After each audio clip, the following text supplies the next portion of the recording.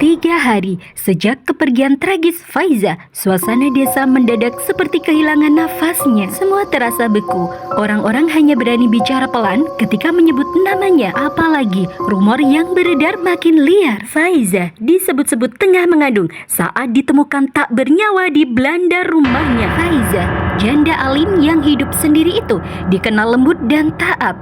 Ia mengajar anak-anak mengaji setiap habis maghrib. Dia juga tak pernah terlihat dekat dengan laki-laki manapun. Karena itulah warga makin tak percaya ketika mendengar kabar bahwa ia pergi dengan cara seperti itu. Lebih-lebih soal siapa yang telah menghamilinya masih jadi misteri. Pada hari ketiga menjelang maghrib, Asrofah sedang mengangkat jemuran di belakang dapur. Cuaca mendung, angin dari arah timur semakin kencang, bertanda akan segera turun hujan. Ketika ia menoleh sekilas ke arah rimbun bambu, matanya menangkap sesuatu. Seorang perempuan berjilbab putih berdiri tak bergerak di bawah rimbun bambu. Tubuh Asrofah langsung dingin.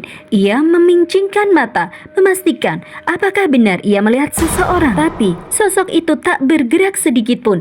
Hanya kain putihnya yang melambai tertiup angin. Dalam panik, ia buru-buru masuk lalu menutup rapat pintu dapur. Saat malam mulai merayap dan lampu-lampu desa padam satu persatu, Asrofah yang sudah mulai beranjak tidur mulai gelisah. Ia masih penasaran siapa sosok yang berdiri di bawah pohon bambu tadi. Ia merasa khawatir dan juga takut. Ditambah lagi sejak kejadian meninggoynya Faiza, suaminya Wahyu mendadak berubah. Tiba-tiba ia pamit pada Asrofah untuk kerjaan mendadak di luar kota. Perginya pun juga tampak tergesa-gesa. Asrofah yang sejenak teringat akan suaminya tiba-tiba dikejutkan oleh suara lirih di bawah jendela kamarnya. Suara seperti perempuan menangis tertahan. Pelan-pelan Asrofah bangkit dari tempat tidurnya. Ia memberanikan diri untuk mendekat ke jendela. Tapi aneh, tiba-tiba suara itu menghilang. Suasana mendadak hening.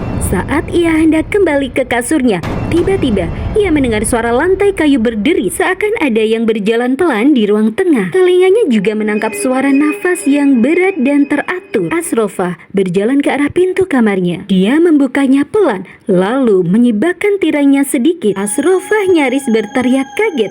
Tepat di ruang tengah tak jauh dari pintu kamarnya, sesosok perempuan berjilbab putih berdiri menunduk. Wajahnya samar terhalang kabut, tapi yang paling jelas adalah di leher wanita itu tergantung sebuah tali tambang yang melingkar. Asrofah tersentak mundur. Ia mencoba memanggil nama Tuhan tapi lidahnya keluh. Lalu tiba-tiba sosok itu berjalan pelan sambil menyeret tali di kakinya, disertai suara isakan tangis yang tertahan. Asrofah yang ketakutan setengah mati pun berteriak sekuat tenaga sambil menutupi mukanya dengan dua tangannya.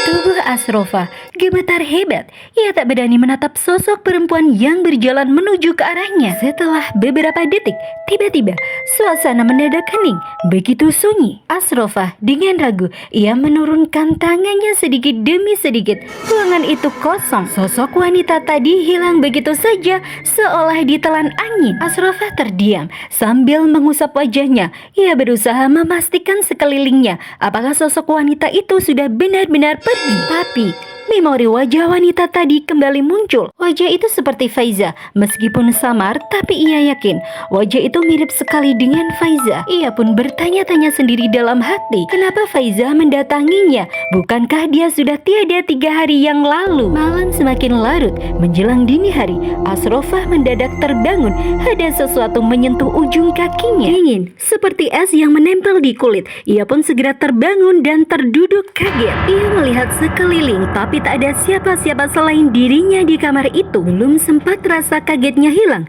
tiba-tiba suara lain terdengar. Suara ketukan pelan dari arah lemari pakaian. Suara itu berulang dengan ritme teratur, seolah seseorang mengetuk dari dalam. Asrofah tercekap sambil matanya menatap ke arah lemari di depannya. Siapa itu?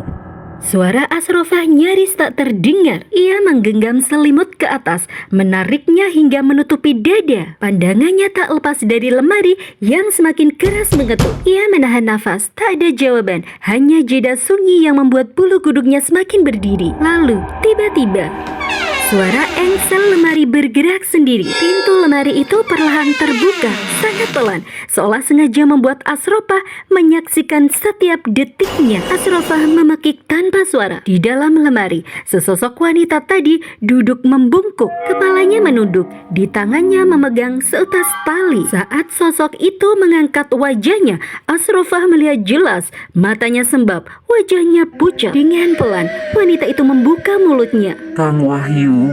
Begitu mendengar nama suaminya disebut, Asrofah serasa ditarik jatuh ke lubang yang gelap. Ia tak kuat lagi. Ia merasa kepalanya berputar, lalu tiba-tiba tubuhnya merosot dari tempat tidur. Keesokan paginya, Asrofah jatuh sakit. Ia nampak terbaring lemah di atas kasur. Sementara itu, kabar mengejutkan datang dari polisi. Hasil penyelidikan mengungkap bahwa Wahyu suami Asrofah adalah laki-laki yang menghamili Faiza.